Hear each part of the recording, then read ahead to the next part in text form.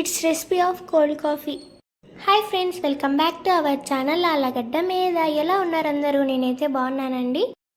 ఈరోజు నేనైతే మీకు కోల్డ్ కాఫీ రెసిపీ అయితే చూపించబోతున్నాను. ఇంట్లోనే ఈజీగా ఎలా చేసుకోవాలంటే, ఏదైనా ఒక గ్లాస్ జార్ కానీ ఏదైనా చిన్న వాటర్ బాటిల్ కానీ తీసుకొని దాంట్లో నేనైతే 2 కప్పులకి కావాల్సినమైన కాఫీ పౌడర్ తీసుకున్నాను అనమాట. అంటే 2 రూపీస్వి 2 ప్యాకెట్లు తీసుకున్నాను అనమాట.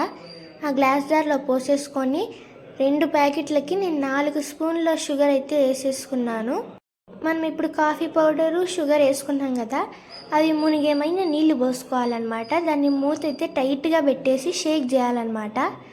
బాగా షేక్ చేసేసినప్పుడు అది ఎంత నురుగా వస్తుంది అనమాట, అంత ఫోమ్ ఫామ్ అవుతుంది. బాగా చూడండి, చాలాసేపు పడుతుంది అనమాట మనకి. మీరు ఎంత ఓపిక లేదంటే మిక్సీకైనా వేసుకోవచ్చు. నేనైతే హ్యాండ్తోనే షేక్ చేసినాను.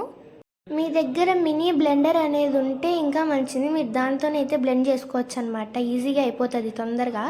నా దగ్గర అది లేదు, అందుకని నేను మీకు హ్యాండ్తో అయితే ఎలా షేక్ చేసి చూపించాలో చూపిస్తున్నాను అనమాట. చూడండి ఎంత బాగా ఫోమ్ అయితే వచ్చిందో.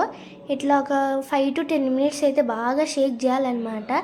ఒకవేళ మనకు కొంచెం గట్టిగా ఉందనిపిస్తే కొంచెం వాటర్ యాడ్ చేయండి. కూల్ వాటర్ వద్దు, వామ్ వాటరే యాడ్ చేసేయండి. అది షేక్ చేసి పక్కన పెట్టుకొని ఒక పాల గిన్నె పెట్టుకొని దాంట్లో అయితే నేను 2 గ్లాసులకి అయ్యేమైన పాలు పోసుకుంటున్నాను. మామూలుగా అయితే నేను ఫస్ట్ పచ్చిపాలు తీసుకొని కాంచుతున్నాను. మళ్ళీ ఉత్త పచ్చిపాలే దాంట్లో అయితే అస్సలు యాడ్ చేయకూడదండి, ఏం బాగుండదు, ఉత్త పాల వాసన వస్తుంది అనమాట. చూడండి, ఇట్లా పొంగొచ్చేంత వరకు కాంచుకొని ఒక గిన్నెలోకి అయితే తీసుకొని రూమ్ టెంపరేచర్ వచ్చేంత వరకు ఉన్న తర్వాత ఫ్రిడ్జ్లో పెట్టాలి. లేకుంటే ఫ్రిడ్జ్కే డ్యామేజ్ వస్తుంది డీప్ ఫ్రిడ్జ్లో పెడితే. కానీ కొంచెంసేపు ఇట్లా వాటర్లో తిప్పేస్తే తొందరగా నార్మల్గా అయిపోతాయి. లైట్గా కూల్ పెట్టుకున్నా.